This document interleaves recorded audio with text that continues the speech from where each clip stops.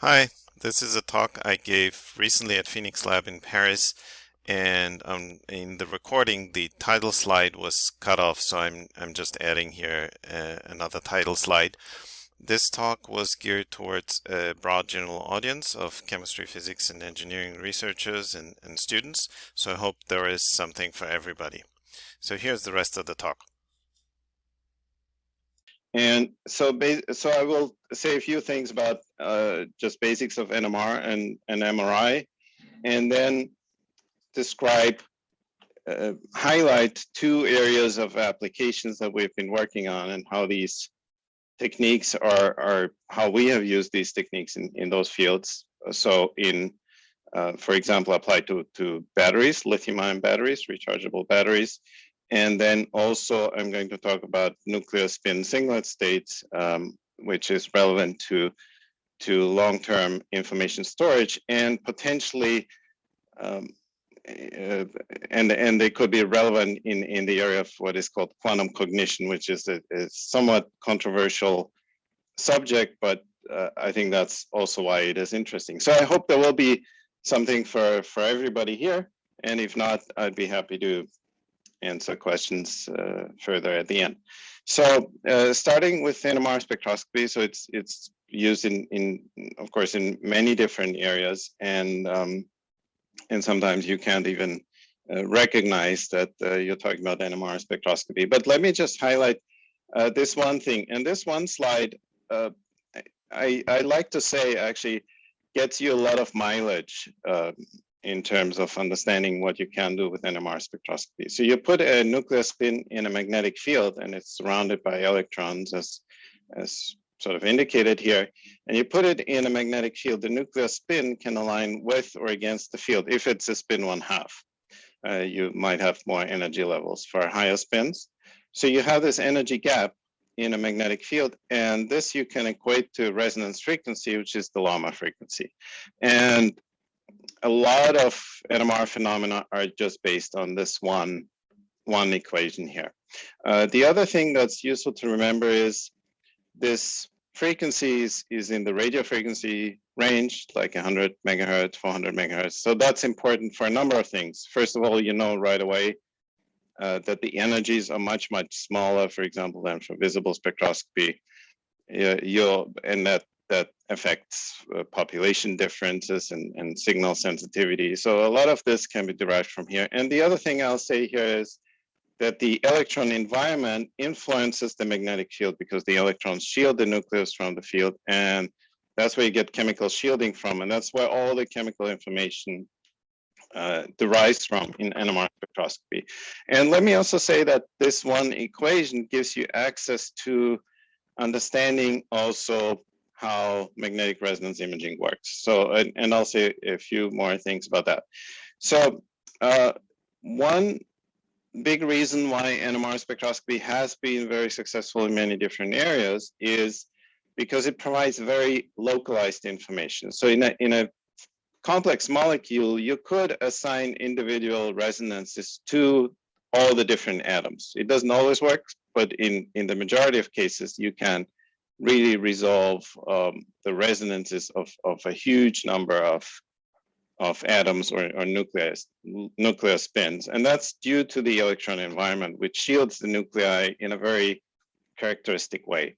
And the second important component here is that you also get neighboring information. So you get resonances with characteristic frequencies, and then you can also determine who are the neighbors of that spin. And that's really the basis for a lot of the structure determination in NMR spectroscopy, in particular, for example, protein structure determination in liquids.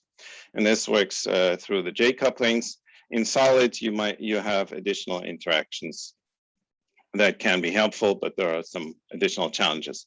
And then it's also useful to remember that there are many different nuclei that you can work with. So of course, proton is the most common. Then in organic chemistry, you would also work with carbon-13, nitrogen-15, phosphorus. I'm gonna say a few more things about phosphorus later. Lithium, so we've worked with lithium-7. Lithium has 2 isotopes. Lithium-6 is also another one you can look at, which is actually quite useful that you have different isotopes for lithium. And sodium is a common one, and fluorine. But a lot of isotopes, a lot of elements in the periodic table are accessible. So as you look at NMR or even MRI literature, a central component is often the pulse sequence. So you see these diagrams, and the way that the pulse sequence is designed determines whether you're getting a one-dimensional spectrum, a two-dimensional or higher dimensional spectrum, or even an MRI image. So the hardware is all the same. The pulse sequence determines what type of experiment you're running. And I want to highlight this as well. So if you look at an MRI image, so of course you have different points in the image, different pixels, and they have different intensities. And you can think of those as being the result of kind of a single spectrum at that position. And if you think about it that way, then a lot of the concepts from MRI and to also even cutting edge research makes a lot of sense, where people try to enhance image contrast. They're basically trying to differentiate different tissues based on particular properties, sometimes based on chemical shift, but more often based on relaxation properties, which I will say a little more about later.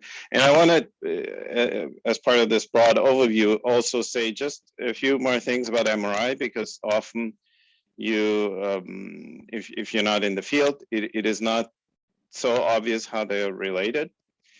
But as I said, the hardware is almost the same. If you have an MRI done in the hospital, you have a big magnet, you have radio frequency coils that deliver the signal and that also detect the signal.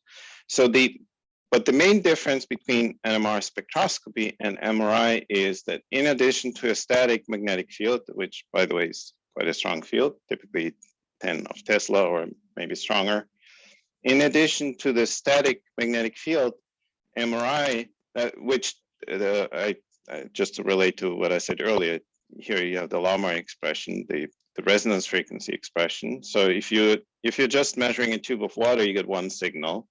And then for MRI purposes, you can turn on a magnetic field gradient that just varies the field. It makes it a little stronger at the top, a little weaker at the bottom. And then all of a sudden you have a range of resonance frequencies. And because you know how the field behaves as a function of this position Z, you know where the signal came from. And that's an image. This would be a one-dimensional image. And if you can do 1D, you can, it's not too hard to imagine how you can do 2D and 3D. But let's leave it at that for now. So let me get into the first area of application that we have worked in for a number of years. And a lot of us are, even if you're not in the field, a lot of us are sort of experts for what is really important for batteries, because we carry around the phones all the time. And we know how often we need to recharge them, that we need to recharge it more often when we have an old phone, basically an old battery. We know that sometimes the phone gets hot when it draws too much power, or even during recharging, or when the battery goes bad. And we hear about news when this is not a frequent occurrence, of course, but we sometimes hear news when phones might catch fire. And the same knowledge you can transfer to the knowledge about electric vehicles, really, and not everybody owns one, but you can sort of imagine already what matters, how often you have to recharge it, how long does it take to recharge, you know, it's really important, how far you can drive. The biggest difference, I would say, between a car and a phone is the cost of the battery is a substantial fraction of the cost of a car. So this is very, very different. And that's why it is very, very important, and we have been motivated by this for a long time, to develop good diagnostics for batteries. If someone gives you a battery, you would like to be able to say to the person, well, let me check it out. Let me see how good the battery is. So this is actually a really tricky thing for consumers, but also for battery companies and for electric vehicle companies. So this is the big motivation. And let me also say just a few words about lithium-ion batteries. So why have lithium-ion batteries taken over the market? Because it's a very light element. It's one of the lightest that can move electrons around. It has the highest voltage that you can get, so you get a lot of power.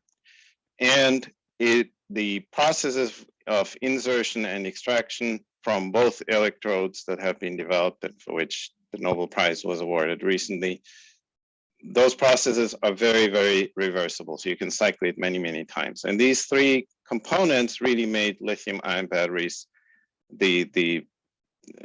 really the technology for the foreseeable future. So I got introduced into this field by Claire Gray, who was at the time at Stony Brook University before she moved to Cambridge. And we started collaborating because we were doing sodium MRI at the time, and she was interested.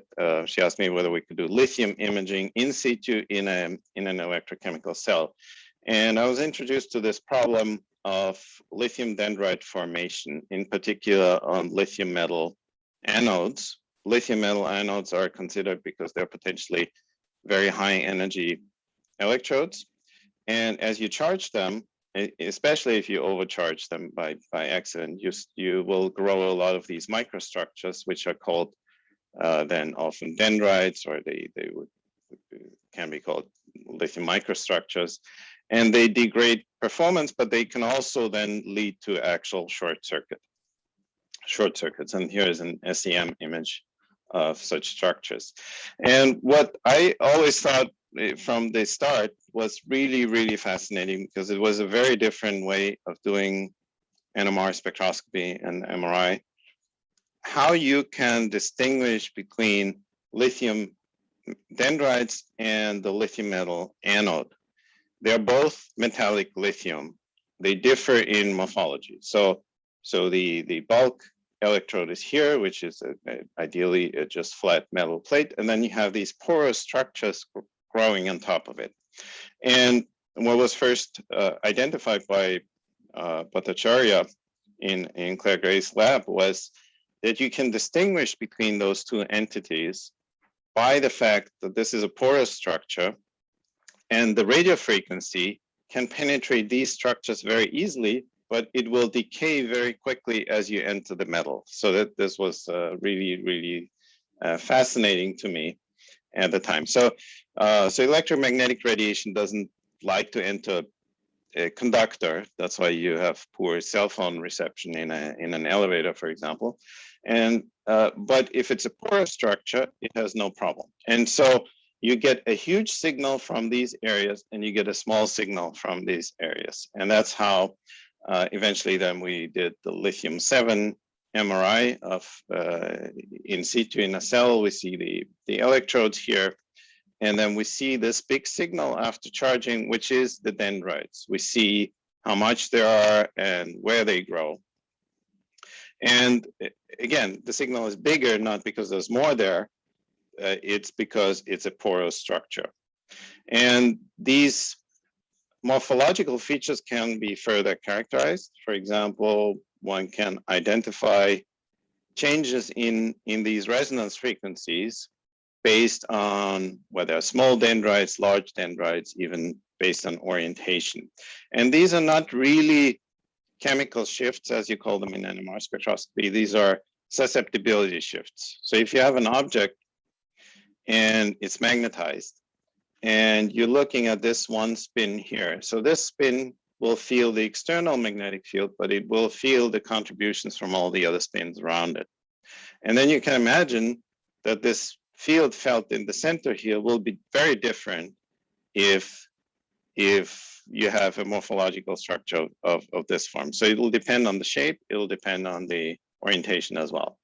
And with these susceptibility shifts, we were able to do a number of things, including, for example, watch dendrite formation in real time, where we measure both the the lithium metal signal, but also the lithium ion signal in the electrolyte as a function of position. So this is a combination of a one-dimensional NMR image and the spectrum. So you get chemical shifts, which are actually susceptibility shifts, and you get position. And then as you charge this cell, you get a buildup of these dendrites, and then you also see a lithium ion gradient forming across the cell.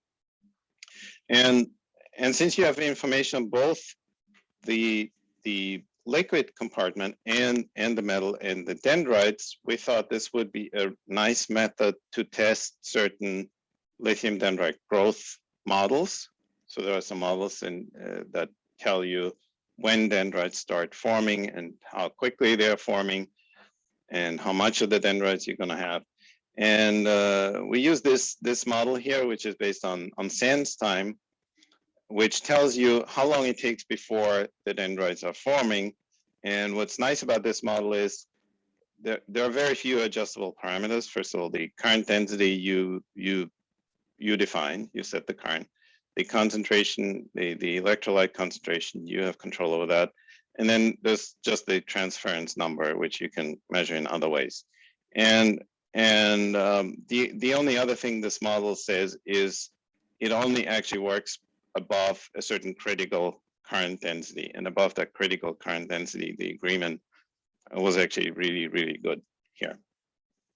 So based on the same principle, we then took 3D images of lithium dendrite formation, and because measuring lithium is a little bit harder. It's actually a pretty good nucleus for NMR, but it's a little bit harder than measuring protons, and you get less sensitivity. So we thought, well, why don't we measure lithium dendrites indirectly?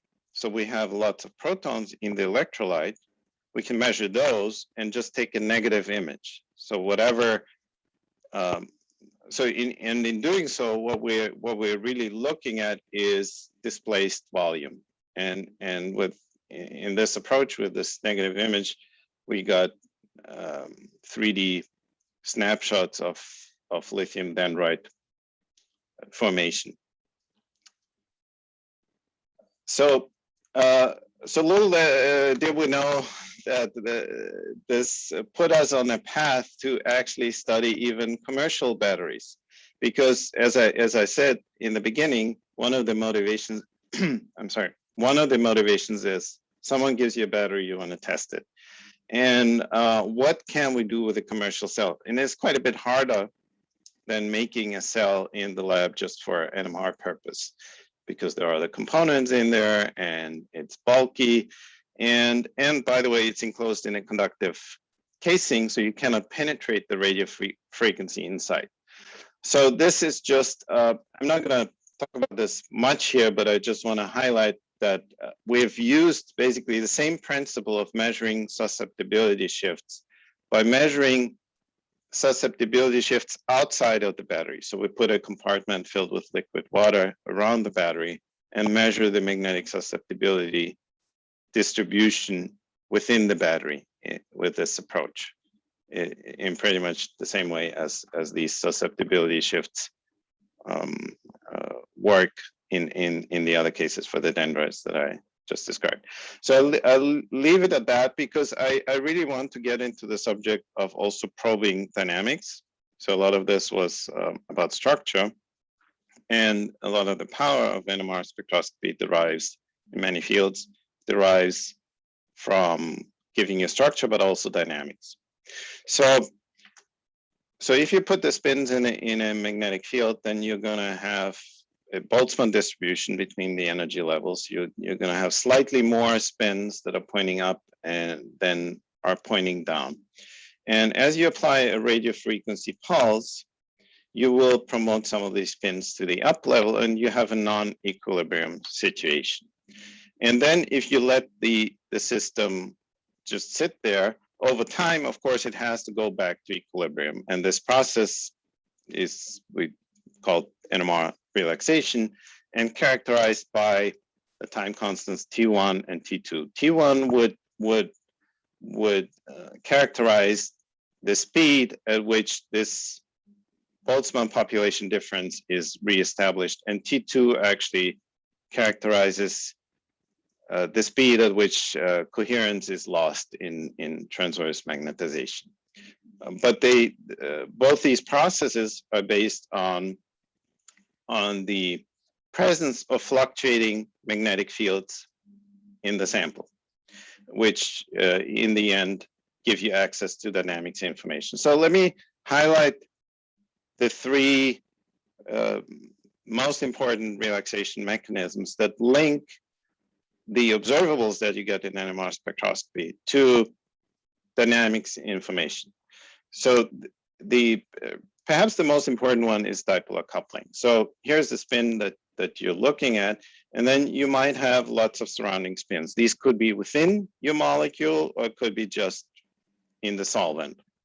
And they could point up or down, but you can imagine that all these spins around it will exert a tiny, but still not insignificant, magnetic field at the site of this nucleus. And it'll affect the Lama frequency, by the way, but it'll also produce tiny transverse magnetic fields. And if these spins move around, in addition, you have a fluctuating magnetic field. And if that fluctuating magnetic field happens to occur at the radio frequency, which it very often does, then it'll induce spin transitions. So the spin will flip up or down. And this is the link between population and, for example, translational and rotational motion, the ability of NMR to probe dynamics. A second really important one is chemical shift anisotropy. So normally as one learns NMR spectroscopy, you learn about chemical shift. So the electrons shield the nucleus from the magnetic field, and therefore you have slight changes in resonance frequencies. But you can imagine that orientation must matter, whether the molecule is oriented like this or like this. The electron environment might be different. So as the molecule rotates, you will also produce a fluctuating magnetic field based on this chemical shift anisotropy. And the third important one is quadrupolar coupling, and that one is a little harder to get to grips with. It is an electrical effect. It is based on the electrostatic interaction between the nucleus and a non-uniform electric charge distribution around it, or you could say between the nucleus and some non-uniform electric field. So the nucleus has a number of neutrons and protons, and they are not always arranged in such a way that the charge distribution is spherically symmetric. It cannot be.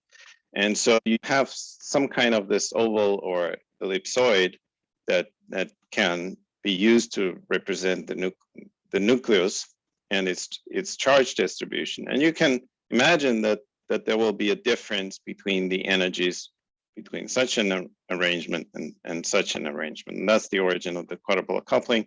Another thing that's important for this one is it's only relevant for spins larger than 1/2. So for example, for deuterium, for sodium, for lithium, as we'll discuss.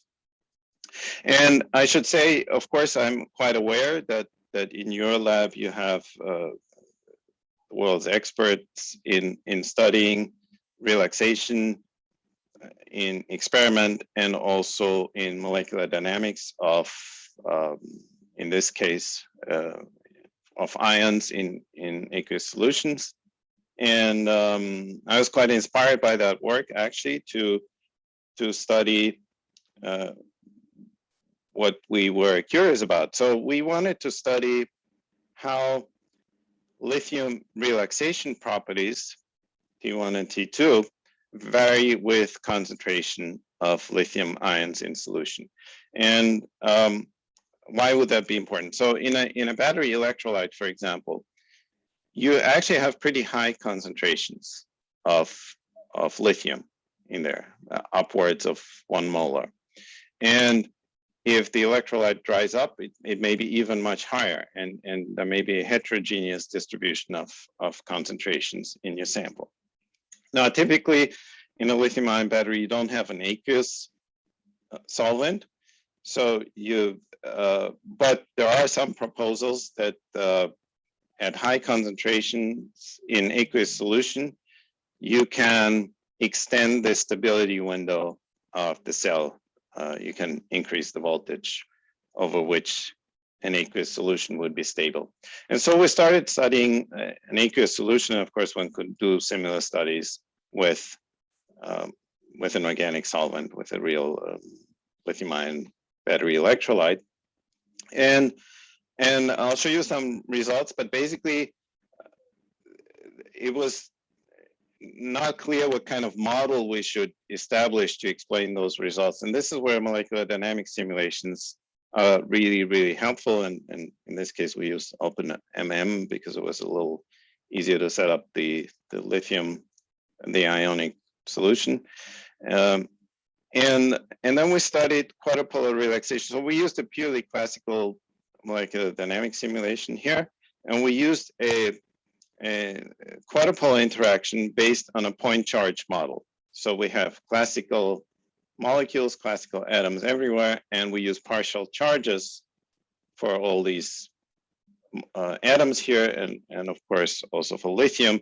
And then for all the points in the trajectories, one can calculate the electric field gradient, and then one can, as a result, calculate relaxation properties. And I want to just highlight the experimental results, roughly the trend that we're seeing. So this is 1/T1. So as the value increases, it means faster relaxation. So as you go to high concentrations, and by the way, for lithium in water, you can go to really, really high concentrations. And so the concentration goes up, and then so I have a better plot here on a logarithmic scale. So the relaxation increases, and then, as I mentioned earlier, lithium has the advantage that there are two isotopes, lithium-7 and lithium-6, and the advantage of using both is that lithium-6 has a very, very small nuclear quadrupole moment, so it'll have actually pretty much a non-existent quadrupolar relaxation. So you could use lithium-6 as a reference measurement to tease out the portion that quadrupolar relaxation plays for lithium-7. And this is what we've done, and then compared to, and then added in the result for the quadrupolar relaxation here. One gets a really, really good agreement with the experimental result over this large concentration range. So once you have molecular dynamics, you can start building models and figuring out what actually happens in these concentrations and how that can relate to electrochemical processes. But that brings me now to this other area that I also wanted to tell you about, the area of nuclear spin singlet states. And this is a relatively young field in NMR spectroscopy. So it was discovered that nuclear spin singlet states can be very long-lived. It's perhaps not totally unexpected, but it led to some really surprising results. So if you have two spins, 1/2, you can always combine them in either a triplet state or a singlet state. And the singlet state is this potentially very long-lived state. It's a very isolated state from the environment. There are very few interactions that interact with it. So, and that's interesting, but it's also kind of a problem when you want to measure it, because it's invisible for that reason very often. So you need to introduce some asymmetry to make it visible. And here is, for example, what I believe is still the world record for the lifetimes. These are typically called TS compared to T1. It can be much longer than T1. In this case, a lifetime of more than 1 hour was measured in a solution. Now, in solids, you can have T1 times that can be quite long, but in a solution, typically they are like 10 seconds or something.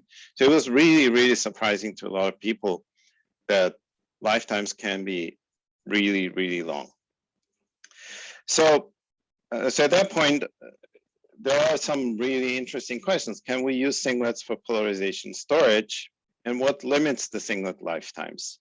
Can we design molecules that would have particularly long lifetimes? Can we, because the lifetimes are very long, can we now, or do we have the ability to measure new types of relaxation mechanisms that you couldn't measure before because there were these other strong relaxation mechanisms that are active? And the way we approached this subject for a while was, so as I said, the singlet state usually doesn't interact very much with the environment. So you have to somehow write what we call writing the information. So you have to create the singlet, an overpopulation in the singlet state before you can store it. And to write it, you need some kind of inequivalence. It could be chemical inequivalence or magnetic inequivalence. And then you have to transfer this into a singlet state, and then you read it out. And in our case, we read it out by introducing, again, inequivalence, and we did this with a chemical reaction. So here's Yuning Zhang and Peiqi Sun, who were doing these experiments in collaboration with the Canary Lab. So we use parahydrogen, and I forgot to mention we use parahydrogen because that's already has an overpopulation of the singlet state. And if we hydrogenate a molecule with parahydrogen, we can create immediately the singlet state. And then we perform two different reactions. So first in this case, we wanted to create dimethyl fumarate that has these two protons in a singlet state, and then measure the lifetime. And then for readout, we desymmetrize the molecule because otherwise we cannot access the singlet state.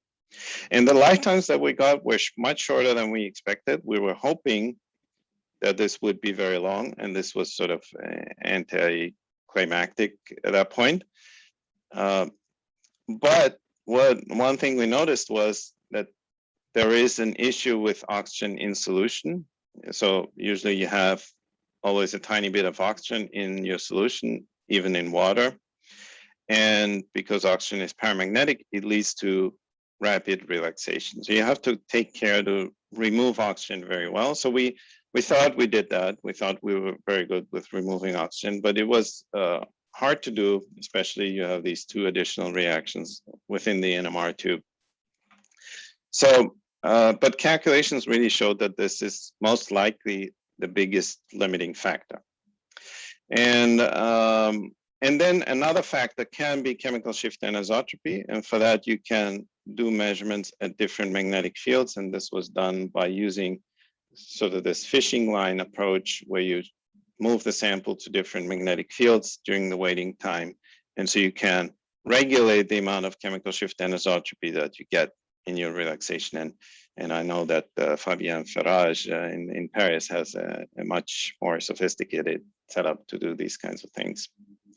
So when we did this, we still find, even at very low fields, we find a relaxation contribution here that we couldn't really explain. We could hypothesize about it, but we couldn't really be quantitative about it. And this is where we turn to molecular dynamic simulations again, where it's much easier to really explore all the possibilities that you might have in your sample. So we put the molecule of interest in the box with the solvent. We put an oxygen molecule in there because we want to know what might be the contribution of oxygen. And here are some parameters shown on this slide. And then you have to, unfortunately, go through a zoo of equations until you get the right one, and until you until you have some certainty that you have corrected all your errors in factors of 2 and factors of pi and factors of 10. So that that takes a while, but it's rewarding once you get there. So the other thing that was good about this particular sample was we had chloroform as a solvent. And so we measured the nuclear spin singlet state of the molecule of interest in the sample, but we also can measure T1 of chloroform. And the good thing about chloroform is its relaxation properties are very well understood. So we can also use the molecular dynamics to benchmark the chloroform results. And here are some results for chloroform relaxation. So let me just walk you through these curves here. So we have, I didn't talk about spin rotation relaxation. Usually it's only relevant for gases, but chloroform is a fairly small and mobile molecule, so it actually can happen in liquids. So this we get from molecular dynamics using ab initio spin rotation tensors. Then we have the contribution of oxygen here, and then we have the contribution of dipolar coupling. So since we can calculate the contribution of dipolar coupling, and this, by the way, is the dipolar coupling between proton and deuterium. So we're working with deuterated chloroform. So we just have one proton of the residual protonated chloroform, and then we have dipolar couplings to all the deuteriums in the other chloroform molecules. And then we also have proton chlorine dipolar couplings, and this turned out to be a fairly strong contribution, which I certainly didn't expect. So we have the dipolar contribution that can be calculated over this temperature range, again, using molecular dynamics. And it's known that spin rotation is a major contribution. So we just sum these up and then compare the experiment, and the difference has to be oxygen. And oxygen, we just scale because we don't quite know how much oxygen we have, but we can scale it. And that's really, really important. So once we scale it and we get good agreement here, we go back to the singlet results and we can put in the amount of oxygen we have from those T1 measurements. And so here we have the oxygen contribution, which turned out to be not very strong in the end, weaker than we thought. But we have this fairly strong intermolecular dipole-dipole relaxation that has to be considered. Again, the proton chlorine was the strongest contribution here. And then we also have chemical shift anisotropy here. And if you sum these up, actually, it's a really, really good agreement with experiment, considering that there aren't actually any adjustable parameters. The only adjustable parameter would have been oxygen, and that one we get from the chloroform data. So at the end, I just want to say a few words about this quantum cognition that I mentioned earlier. So there is this proposal that in physiology, in the body, in the nervous system, somehow perhaps nuclear spins can play a role, and that would be really, really exciting. Now, it sounds a little bit, out there and perhaps even a little bit crazy, but it cannot be refuted outright, I would say. And by the way, there are many aspects of it that can be tested independently without necessarily having to buy in to the whole hypothesis. But I personally find this really, really exciting. So the proposal rests on a couple of things. First, phosphorus is one of the most isolated nuclei in the body. If you go through the list of all nuclei, NMR active nuclei in the body, that would definitely be the case. And phosphorus long-lived states can store information over long periods of time, and then you might have entanglements of different clusters. So we thought we would be measuring phosphate singlet states and started, this would be the ideal compound, but we can't really do it. And so we looked at the derivative here, and I'm sort of watching my time here, so I'll go through this very, very quickly. And then if there are questions, I'd be happy to come back. We got another good agreement with molecular dynamics where we identified chemical shift anisotropy as the major mechanism here, which is also an interesting fact, because if there are indeed these long-lived singlet states, you can actually affect chemical shift anisotropy by magnetic fields. So if they play any role in physiology, you would have a magnetic field effect in physiology. So with that, let me summarize. So I gave you some NMR background. Of course, I understand this is a general audience, and I hope I showed you a good overview of applications in battery diagnostics and studying lithium dynamics. studying long-lived singlet states and aspects of quantum cognition, and how we approach the combination of NMR with molecular dynamics models. And I do need to thank a large number of people, especially Claire Gray, who got me into this battery field early on, and then a number of people who I've worked with at NYU, the UCSB people for the quantum brain project. I didn't really talk about magnetometry. So I'll leave it at that. And I thank you for meeting with me and listening to my talk, and I'd be happy to